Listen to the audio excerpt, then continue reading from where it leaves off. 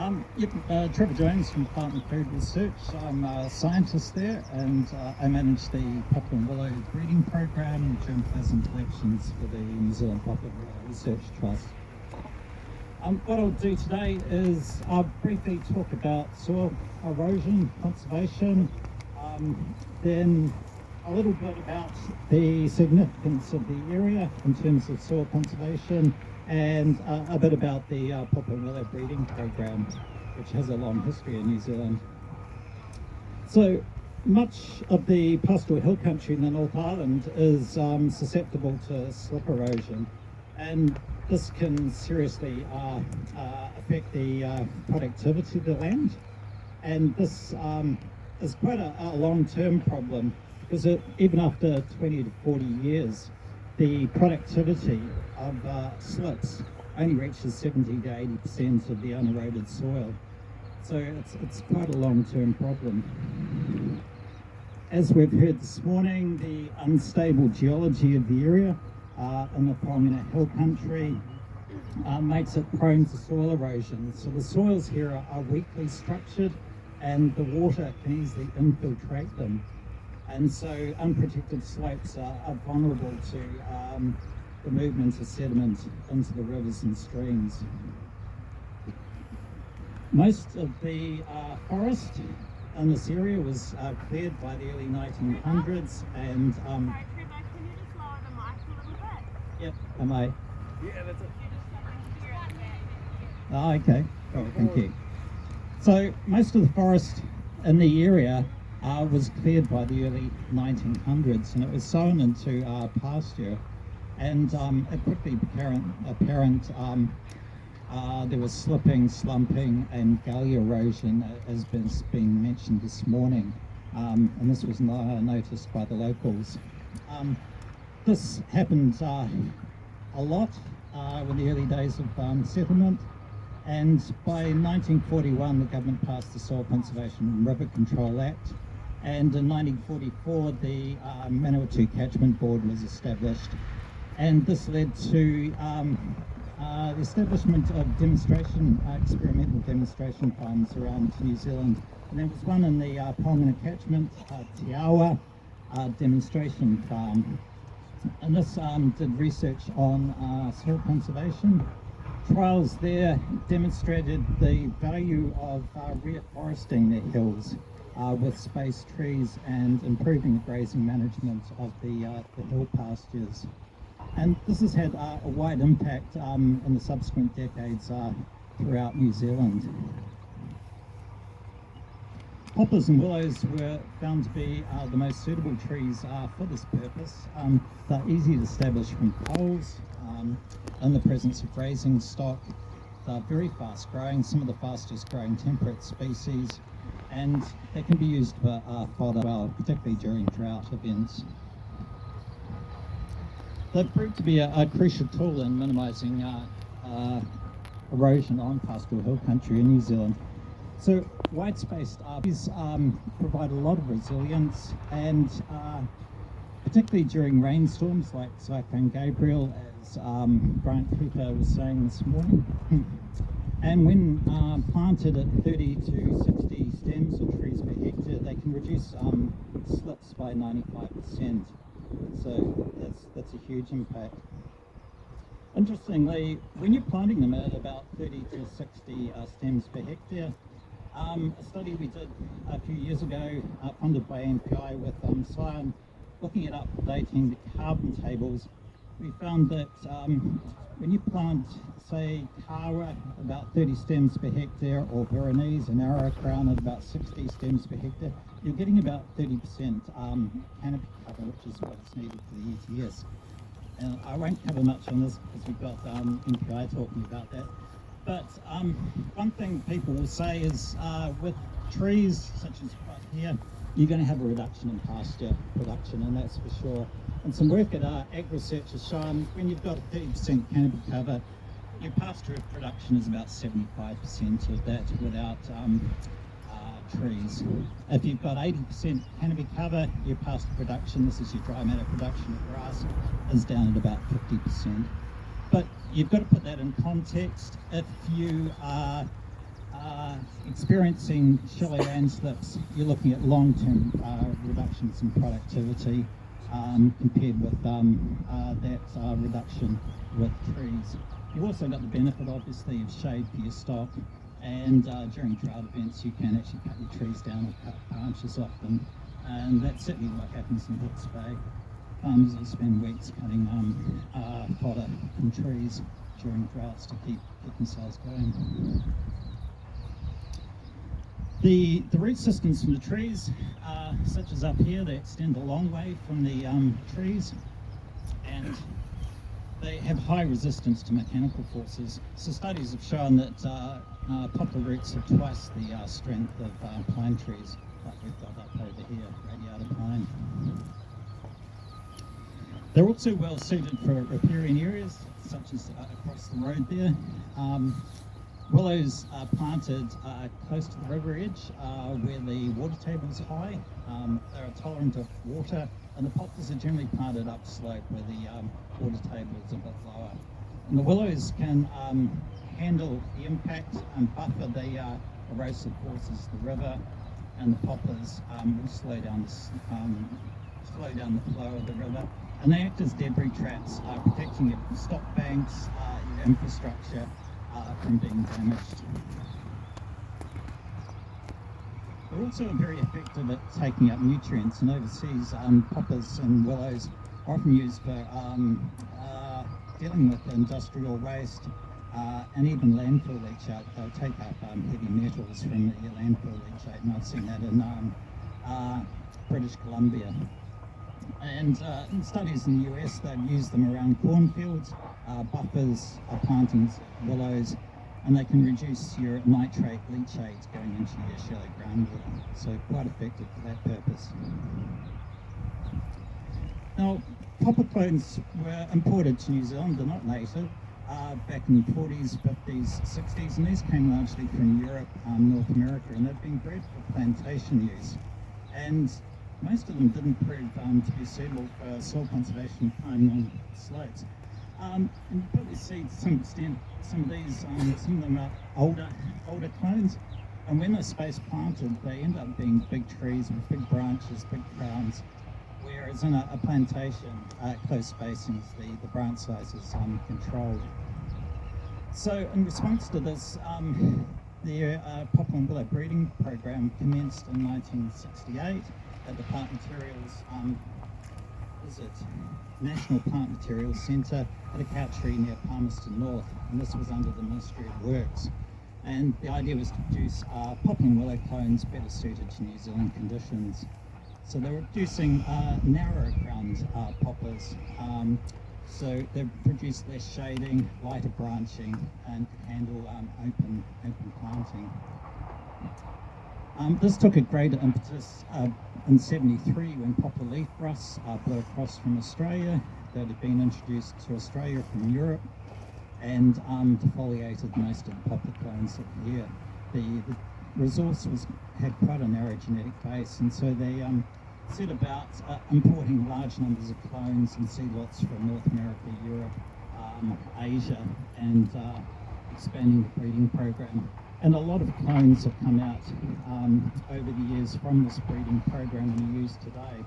Clones such as Kawa, which was the first clone released, bred in 1974, released in 1986. Gives you an idea of the time required to test these. This is a clone of Poplar deltoides, eastern cottonwood, with Populus unionensis, a balsam poplar from China. And this is still widely used today, actually. It's probably the second most widely planted poplar. It's an attractive tree, a little bit larger in its crown size, good rust resistance, bit of leaves, the possums don't like it, but it does require sheltered sites and good soil moisture and produces good timber. Other clones widely planted, crow's nest, a much narrower core, poplar, with some good drought tolerance, planted a lot in the eastern districts of the North Island and used for shoulder belts. Others are Argyle, Otahua, Fraser, Selwyn, Variety. These are all hybrids of Poplar deltoides and Nigra.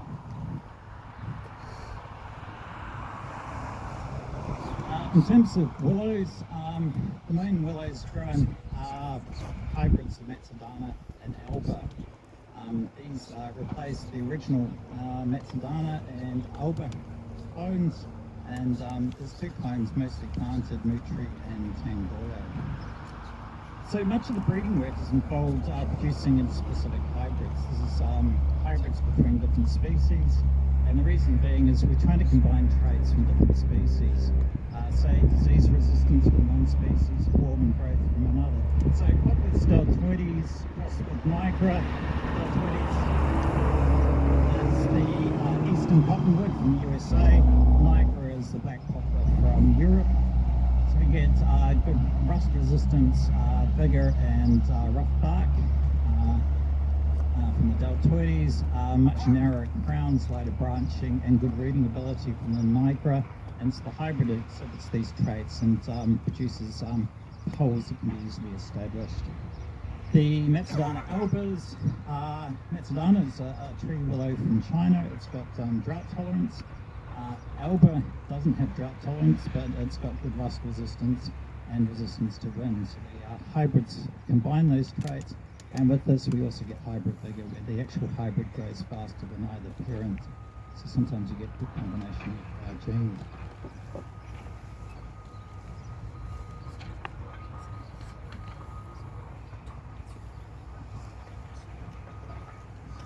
There are other clones released. There's Poplar's deltoides with Ciliata. Alan Wilkinson, retired Poplar breeder, said these are the fastest growing hybrids he ever bred. Ciliata's a wholesome poplar from India. Clones released Kai Mai, Rodorangi, San Rosa. They're grown a bit in western parts of the North Island. They need reasonably good moisture. They do grow into large trees. And then there's the Maxi Nigras, there's Shinsei, which is being planted a lot more now, Giles, Pecan, Marpew. These are very good rust resistance, bitter leaves, resistant to pest and browsing, but again they need fairly good moisture. So they do very well in western districts of the North Island, Waikato, Taranaki, Manawatu, inland Hawke's Bay, inland Wairarapa, and inland Canterbury where you've got reasonable rainfall. There are some imported clones still used. The most notable is Veronese. It's an Italian bred clone. It has good drought tolerance, so we find it planted a lot in eastern districts of the North Island. A more recent introduction is Chiba. It's a hybrid between Maximo Chiai, Balsam poplar from Japan, and Nigra. It's got a very narrow crown. It was bred for shoulder dart use, and the idea was to, as a replacement, the rust susceptible Lombardy poplars, the very narrow poplars you can see. There's one, yeah, a few over there, and that's been becoming more widely available.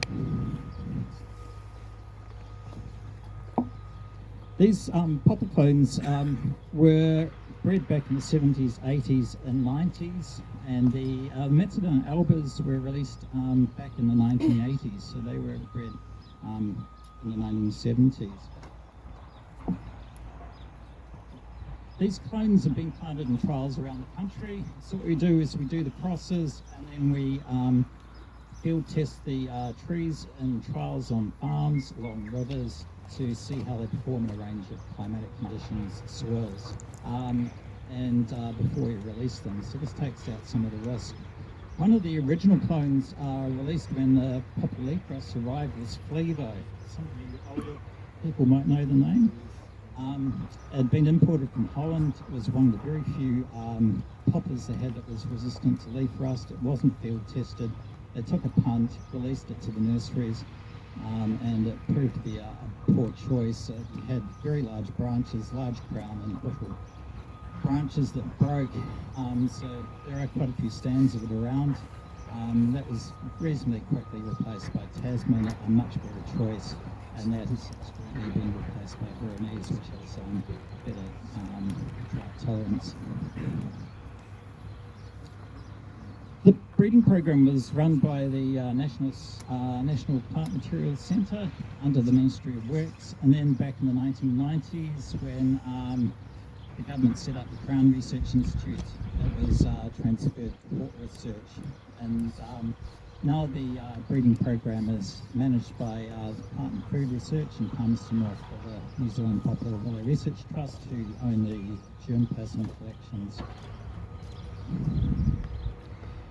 The significance of the area is we had a lot of field trials in the Pohangina Valley because of the proximity to Country and Palmerston North, where the National Plant Materials Centre was based. So we have poplar trials in Broadlands Farm, John's Cousins Farm up on Zigzag Road, a large number there. Just up the road is Tim Rutherford's farm. There's a large poplar trial there. And then up just north of Apathy, more poplar trials on Mike Burke's farm. These trials established back in the 80s, 90s, 2000s, and we're still monitoring these trials, measuring the trees, getting growth data, performance, how the trees are handling drought, wind. We look at wind damage and assessing. And what we have been doing in recent years is actually selecting new clones from these trials. A little bit surprising, but yeah, some of these trials are more than 30 years old.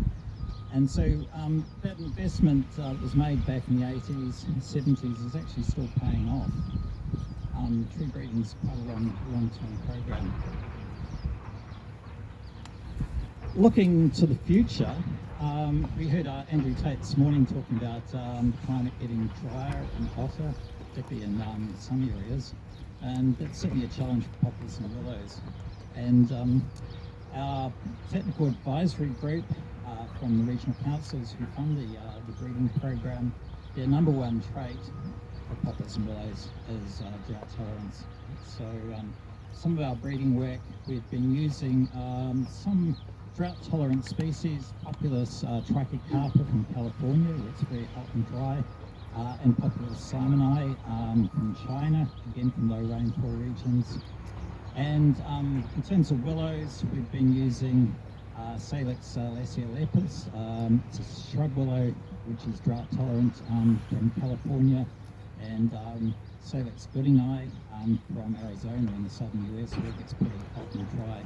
So we've been using these in new hybrid clones, putting these out to field tests, and in the last few years we've been releasing some new clones to regional council nurseries from these hybrids for them to trial.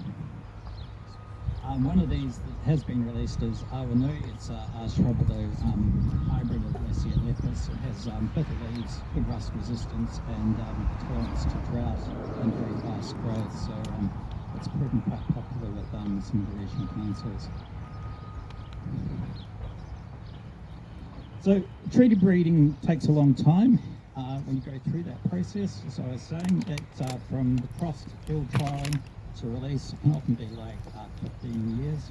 And what's important is actually to have a pipeline of new material coming through and having a diversity of options. So a lot of the work we've been doing is producing a wider range of clones using more of the genetic material we have that was imported back in the 80s and 90s. Different species from Asia, Europe and North America. And the reason being is we've got challenges, climate change, also the potential for new pests and diseases coming in, and also the evolution of rust strains that are already here. So it's never static. So, yep, that's my presentation.